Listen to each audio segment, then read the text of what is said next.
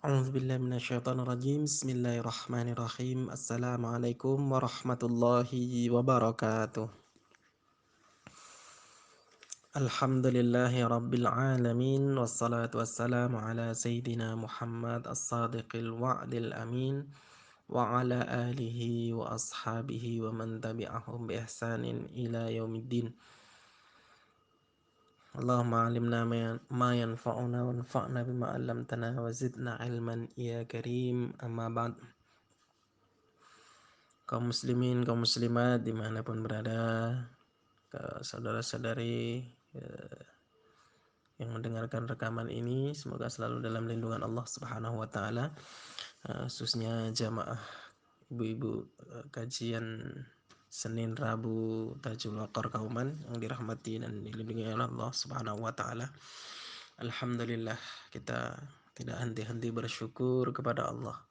Berterima kasih kepada Allah, memuji Allah sebanyak-banyaknya atas segala nikmat yang telah kita terima dari Allah Subhanahu wa taala, yang sangat banyak, yang sangat luar biasa. Yang terutama adalah nikmat hidayah, petunjuk iman Islam, kesehatan, kesempatan, kemudahan bisa menjalankan aktivitas pada hari ini.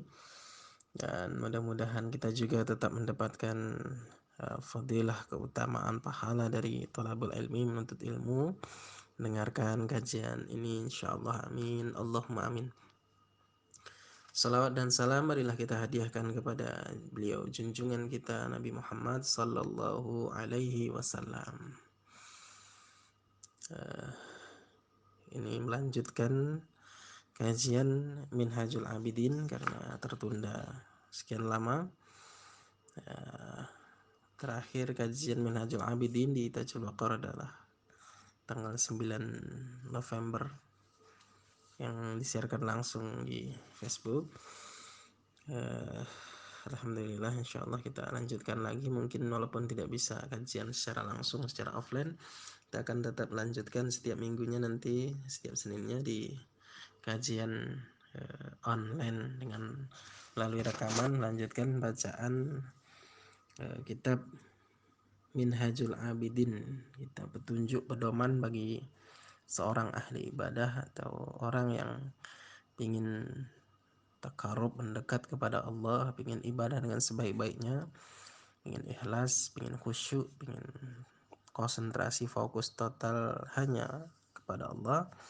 Ini akan menghadapi banyak sekali halangan-halangan, dan semuanya dijelaskan, dikupas oleh Imam Hujjatul Islam Imam Al-Ghazali sampai pada pembahasan At-Tafwid halaman 143. Kalau yang berbahasa Arab, kitab berbahasa Arab halaman 143.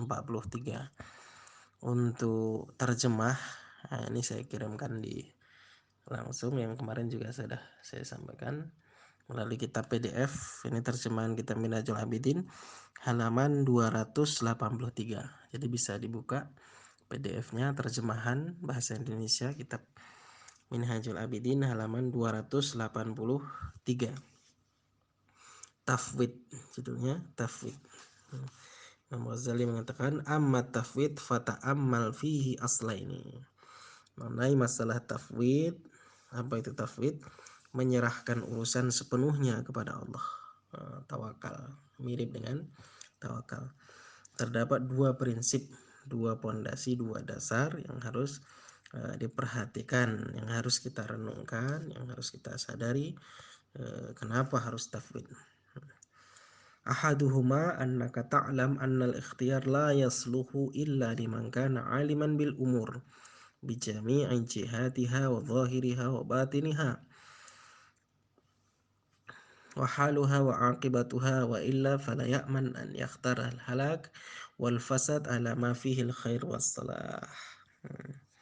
Engkau tahu bahwasanya masalah memilih itu tidak bisa atau tidak bagus, tidak baik, tidak benar kecuali bagi orang yang benar-benar mengetahui segala sesuatu dari segala sisinya, baik zahir maupun batin, keadaannya yang sekarang dan nanti akhirnya, konsekuensi dampak-dampaknya akan bagaimana. Wa illa fala yaman. Kalau tidak, maka kita sudah memilih kehancuran, kerusakan. Jadi pada yang kita harapkan, ingin kebaikan, ingin apa yang kita inginkan ternyata tidak sesuai karena salah dalam memilih. Ini poin yang pertama. Jadi masalah memilih itu ada otoritasnya, ada yang berwenang, ada yang berhak untuk melakukan itu. Misalnya kita bangun rumah tapi kita tidak mengetahui cara-caranya, maka akan rusak. Barang-barang, bahan-bahannya bisa jadi tidak sesuai. Kalau diserahkan kepada tukang atau ahli teknik, orang yang insinyur yang menguasainya, maka dia akan bekerja dengan efektif, dengan dana yang lebih sedikit, dengan waktu yang lebih cepat. Nah, ketika terjadi kerusakan pada kendaraan, motor, mobil, atau apa saja, kalau kita tidak mengetahui tentang itu, maka bisa jadi bertambah rusak. Tapi ketika diserahkan kepada ahlinya, ahli bengkel dan lain sebagainya, akan segera tahu masalahnya di mana dan bagaimana cara memperbaikinya, bagaimana untuk bisa tetap aman, tahan lama dan selamat. Nah, jadi untuk segala urusan, makan urusan dunia dan akhirat, itu kita akan merasa aman kalau menyerahkan kepada orang yang benar-benar menguasai masalah itu. Apalagi untuk masalah hidup dan mati, masalah keselamatan dunia dan akhirat. Maka segala urusan harus diserahkan kepada Allah Subhanahu wa taala. Bukan kita yang mengatur diri kita sendiri, saya pinginnya begini, saya senangnya ini. Yang seperti ini akan hancur. Berarti kita harus tafwid, harus tawakal, harus menyerahkan urusan kepada Allah. Ya Allah, pilihkanlah yang terbaik untukku. Itu. Walaupun bisa jadi sesuatu yang tidak menyenangkan, yang tidak kita senangi, yang tidak enak, yang tidak nyaman, tapi di sana ada kebaikan, seperti minum obat misalnya, pahit misalnya. Tapi dalam pahit itu ada kebaikan, ada keselamatan, ada kesembuhan di sana. Jadi masalah tafwid ini seorang harus menyerahkan kepada yang lebih mengetahui. Maka kalau seorang menyerahkan urusan kepada Allah, akan aman bagaimanapun keadaannya, dalam kondisi susah maupun senang, dalam kondisi lapang maupun sempit, dalam kaya maupun miskin, sehat maupun sakit, ketika hina maupun ketika mulia dan lain sebagainya. Ketika bersama Allah, ketika semua urusan diserahkan kepada Allah, insya Allah semuanya akan baik-baik saja karena Allah yang mengatur segala-galanya. Ketetapan Allah apabila diterima dengan ridha, dengan ikhlas, dengan qanaah, maka itulah yang terbaik untuknya. Kita tidak akan bisa iri kepada orang lain, terhalang dari sikap ujub, riya dan lain sebagainya. Hanya berpikir bahwasanya apa yang Allah tetapkan untuk kita itulah yang terbaik untuk kita dan mampu kita syukuri dalam keadaan apapun. Imam Ghazali memberikan percontohan di sini, memberikan gambaran atas makna ini. Ala tara annaka law qulta li badwi aw qurawi ra'il ghanam unqud li hadhihi darahim wa mayyiz li baina jaydiha wa radi'iha fa innahu la yahtadi lidzalika. Sebagai bukti, coba kamu katakan kepada seorang kampung yang pelosok, yang penggembala kambing, coba hitung, coba bedakan ini, coba mana yang bagus, mana yang tidak bagus. Jadi uang dinar ataupun dirham. Itu untuk mengecek, untuk meneliti, pilihkan mana yang baik, mana yang buruk. Tentu dia tidak akan tahu karena itu di luar pengetahuannya. Ataupun kepada orang yang siapa yang pun kamu temui di pasar misalnya. Bedakan antara perak ini dengan emas ini misalnya. Kecuali tukang emas, orang yang mengerti kadar nilai emasnya. Ini emas 24, ini 22, ini 20, ini 18. Ini perak yang nilainya begini, harganya sekian, kualitasnya begini. Itu hanya diketahui oleh ahlinya, orang yang benar-benar tersertifikasi yang memiliki kapasitas, profesionalitas di bidang itu, maka ucapannya akan dipercaya. Seperti seorang dokter bicara masalah kesehatan yang menjadi otoritasnya, maka kita menerima. Suruh minum obat 3 kali sehari, 2 kali sehari, ini sebelum makan, ini setelah makan, maka dia punya otoritas untuk mengatakan tersebut. Hindari ini, lakukan ini, misalnya. Apa yang dikatakan itu diikuti karena itu ada landasan ilmiahnya, ada keilmuan yang di sana. Ini harus dilakukan sebelum makan. Ini harus dilakukan setelah makan, misalnya. Jangan hindari makanan ini, hindari melakukan ini, misalnya. Nasihat-nasihat dokter kita ikuti karena memang kita berharap kesembuhan dan dokter lebih menguasai masalah penyakit-penyakit tersebut dan bagaimana cara untuk sembuh dari itu.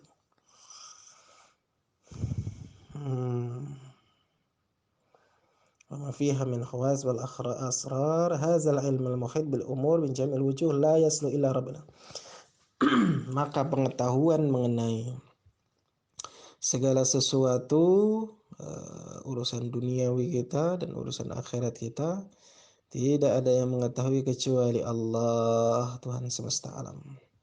Fala yastahiqu idzan ahadun an yakuna lahul ikhtiyar wat tadbir illa Allah wahdah la syarikalah. Maka tidak ada seorang pun yang berhak, yang bisa untuk memilih, untuk yang bisa mengatur kecuali Allah Subhanahu wa taala, satu-satunya, tidak ada sekutu baginya. Jadi semuanya sudah diatur oleh Allah Subhanahu wa taala. Walidzalika yaqulu azza man qail, oleh karena itu Allah berfirman surat Al-Qasas ayat 68. A'udzu billahi minasyaitonir rajim. Wa rabbuka yakhluqu ma yasha'u wa yakhtar ma kana lahumul khiyarah. Surat Al-Qasas ayat 68. Dan Rabbmu menciptakan apa yang Dia kehendaki serta memilihnya. Sekali-kali tidak ada pilihan bagi mereka. Ini seorang yang mengatur, merencanakan akan begini, akan begitu, tidak akan bisa terjadi kecuali atas izin Allah. Seorang yang tidak berkehendak, tidak mau melakukan sesuatu, tapi kalau Allah sudah takdirkan, maka dia akan mendapatkan hal tersebut. Akan terjadi padanya hal-hal yang mungkin tidak diinginkan, yang tidak direncanakan. Allah lah yang mengatur semuanya, yang memilih semuanya. Allah yang menggerakkan hati si fulan untuk melakukan ini kepada si fulan yang lain. Allah yang menggerakkan hati si fulan untuk tidak peduli untuk begini, untuk begitu, misalnya. Maka setiap apa yang dilakukan kepada orang lain berupa kebaikan, yaitu bentuk nikmat Allah kepada kita melalui orang tersebut, misalnya. Ataupun hal-hal yang buruk, yang tidak menyenangkan, yang tidak menguntungkan bagi kita, maka itu bentuk ujian dari Allah kepada kita melalui orang tersebut. Orang tersebut menjelekkan, menghina, mencaci, menzalimi, merugikan, mengata-ngatain, memfitnah dan lain sebagainya. Itu bentuk ujian Allah kepada kita lewat orang tersebut. Maka kalau ada orang yang merugikan, menzalimi, menipu dan lain sebagainya, ya kita tetap berlindung kepada Allah dari keburukan makhluk. Kita berlindung kepada Rabb-nya makhluk, Tuhan yang mengatur semuanya.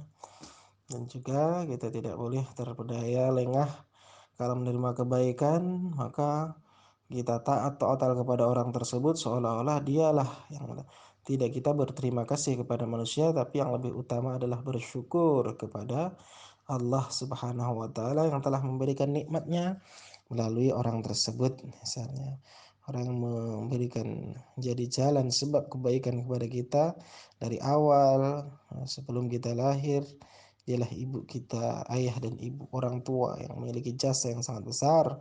Maka kita disuruh berbakti, suruh mendoakan, untuk taat, untuk membahagiakan, untuk tidak menyakiti hatinya, tidak boleh mengatakan kepada orang tua, tidak boleh membantah, tidak boleh kata kasar dan lain sebagainya, karena nikmat Allah banyak datang kepada kita bahkan semenjak dari kecil. itu lewat orang tua kita, lewat guru-guru kita, tetangga, teman, dan lain sebagainya. Dan banyak orang yang memberikan manfaat baik, ihsan kepada kita berterima kasih kepadanya dan bersyukur kepada Allah Subhanahu wa taala. Rabbuka yakhluqu ma yasha' wa yakhtar. Allah menciptakan segala apa yang Dia kehendaki, kun fayakun, maka akan terjadi. Maka lahumul khiyarah, tidak punya pilihan.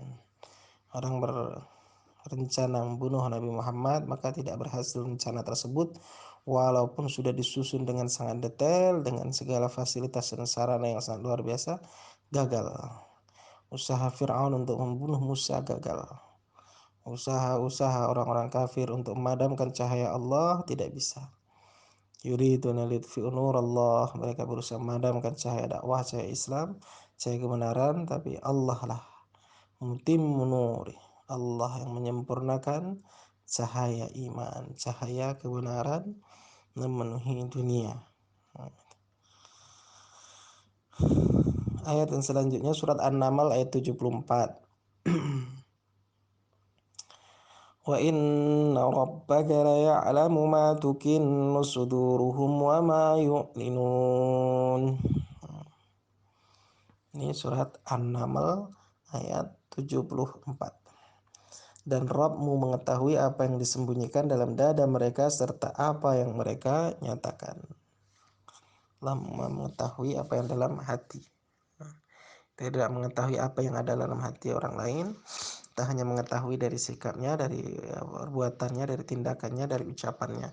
Tapi apa yang terdapat dalam hati, apa yang itu tidak tahu. Allah Maha tahu apa yang terdetik dalam hati seseorang atau hati setiap orang.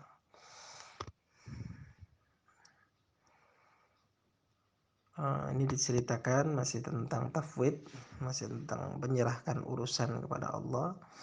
Wa haka an ba'dis salihin qila lahu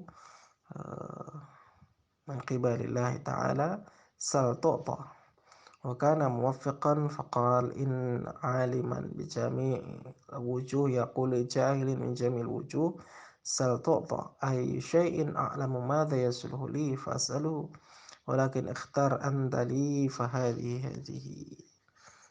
Ini dicontohkan sebagai bentuk bagaimana tafwid, bagaimana menyerahkan urusan, pasrahkan, sandarkan hanya kepada Allah, biarlah Allah yang memilihkan untuk kami.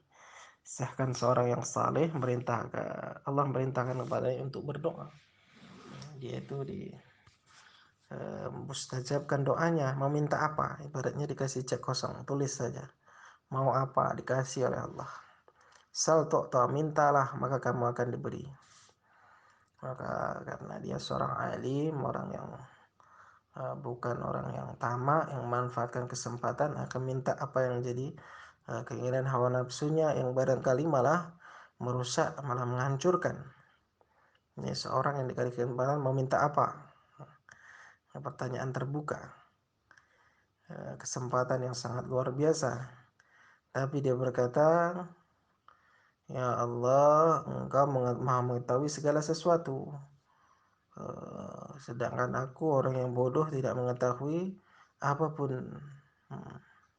Artinya pengetahuan terbatas. Ketika suruh minta, maka apa yang baik untukku? Sehingga aku mau minta padahal aku tidak tahu. Aku minta uang banyak, belum tentu uang banyak itu manfaat bagiku.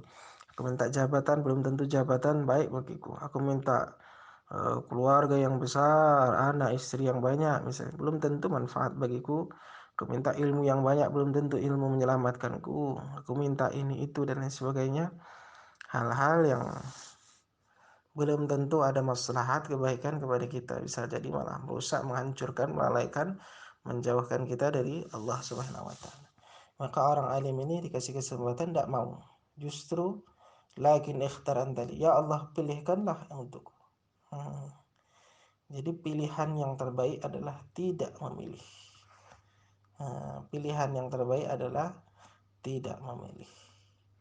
Maksudnya pilihan Allah kepada kita itulah yang paling terbaik. Pilihan Allah untuk kita itu yang terbaik.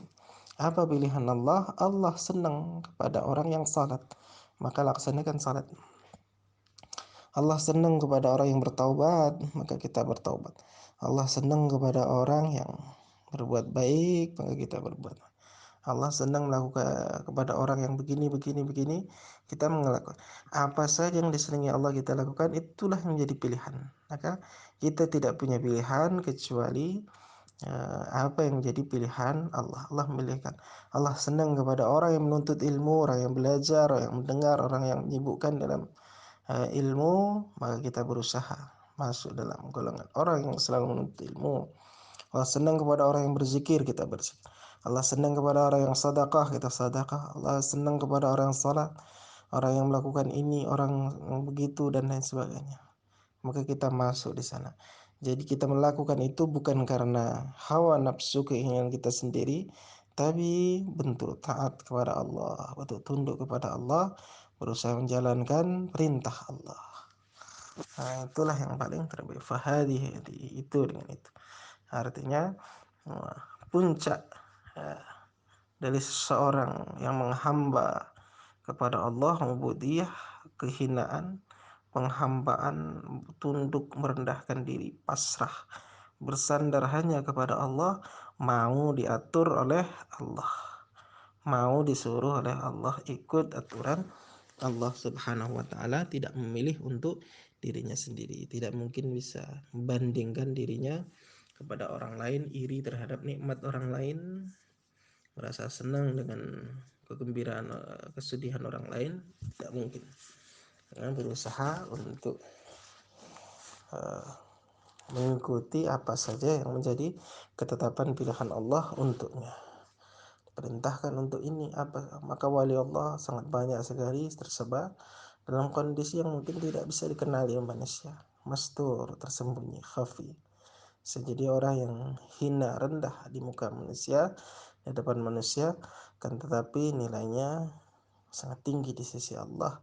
Karena apa? Karena taat, karena tunduk atas ketetapan Allah, merasa qanaah, merasa cukup, merasa puas, merasa ridho kepada Allah Subhanahu wa taala. Ini poin yang pertama, masalah tafwid. Artinya Allah Maha tahu, kita serahkan urusan itu. Allah Maha bijaksana.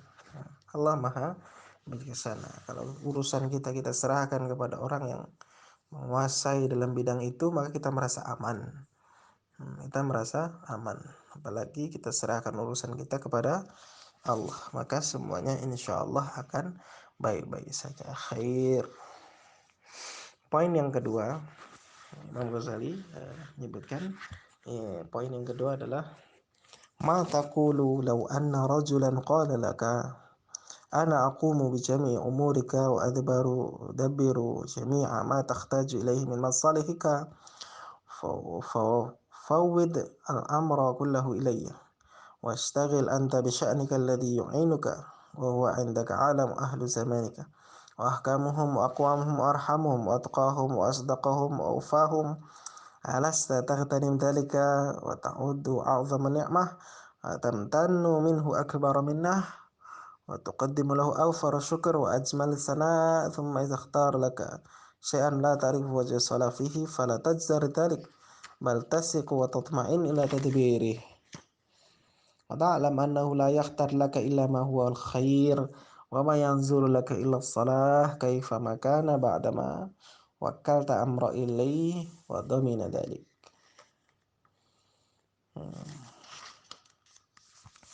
Jadi poin yang kedua, apa pendapatmu atau bagaimana menurutmu seandainya ada seorang yang berkata kepadamu bahwa ia akan menangani seluruh urusanmu, akan mengatur semua yang kamu perlukan, kamu butuhkan. Seluruh urusan tersebut serahkan semuanya kepadaku. Sibukkan dirimu dengan keadaan yang lain yang dapat membantumu. Sedangkan menurutmu dia orang yang paling mengerti di zaman, paling bijaksana, paling kuat, paling pengasih, paling bertakwa, paling jujur, paling menepati janji. Tidakkah engkau akan memanfaatkan hal tersebut, bahkan menganggap itu sebuah nikmat yang sangat besar, keuntungan yang luar biasa, serta mendapatkan kehormatan besar darinya, lalu menyampaikan banyak terima kasih dan pujian kepadanya. Kemudian bila dia memilihkan untukmu sesuatu yang tidak engkau ketahui baik atau buruknya, engkau tidak akan cemas, tidak akan khawatir, tidak akan kesal, tidak akan protes, komplain. Bahkan engkau percaya dan merasa tenang dengan apa yang dipilihkannya. Engkau begitu yakin ia akan memilihkan yang terbaik bagimu dan akan perlihatkan yang maslahat apapun yang terjadi. Seurusan ini telah engkau limpahkan semua kepadanya.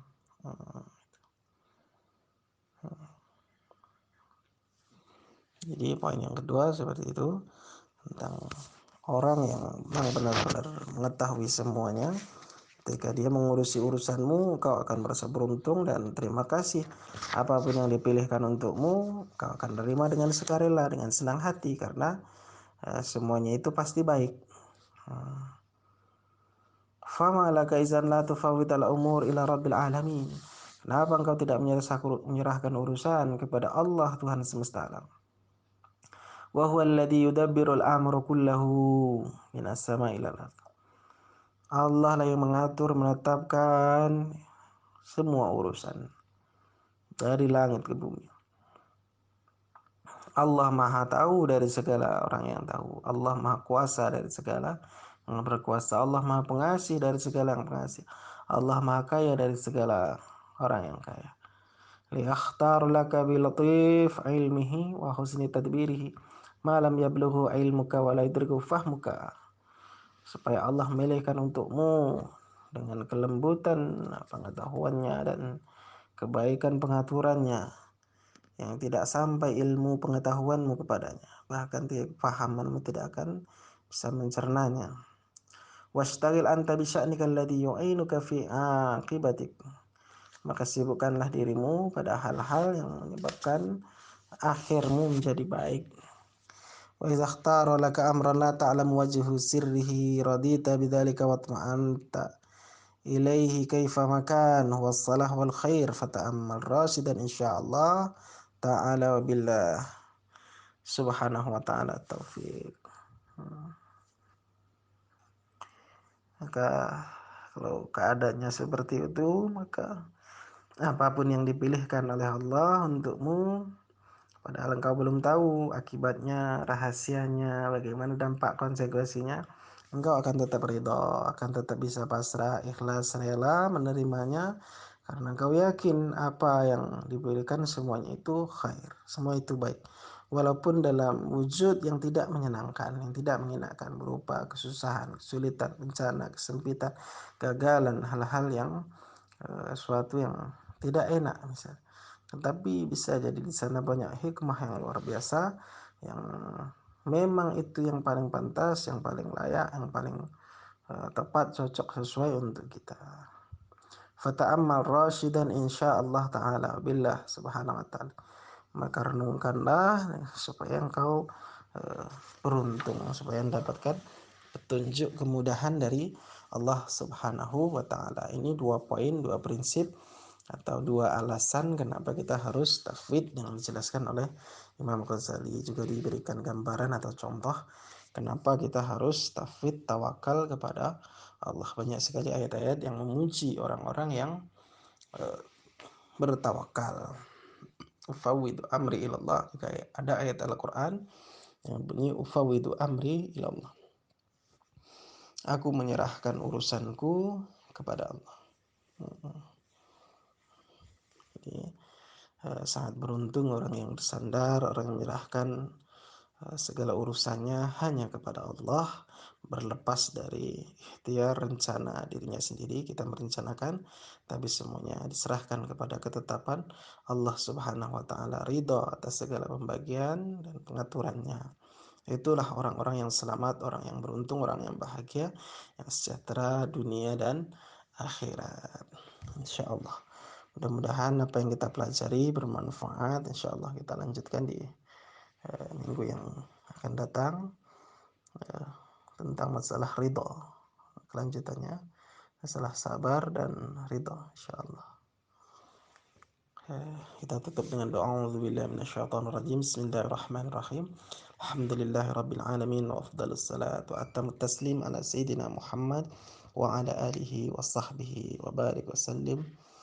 Allahumma لا تحرمنا خير ما عندك للشر اللهم لا تحرمنا خير ما عندك للشر ما عندنا اللهم نسألك علما نافعا ورزقا واسعا وعملا متقبلا اللهم ارفع عنا البلاء والغلاء والوباء ما ظهر منها وما بطن اللهم اختم لنا بالحسنى وأنت راض عنا يا الله ربنا آتنا في الدنيا حسنة وفي الآخرة حسنة وقنا عذاب النار صلى الله على سيدنا محمد وعلى آله وصحبه وبارك وسلم بفضلك سبحان ربك رب العزة عما يصفون وسلام على المرسلين والحمد لله رب العالمين.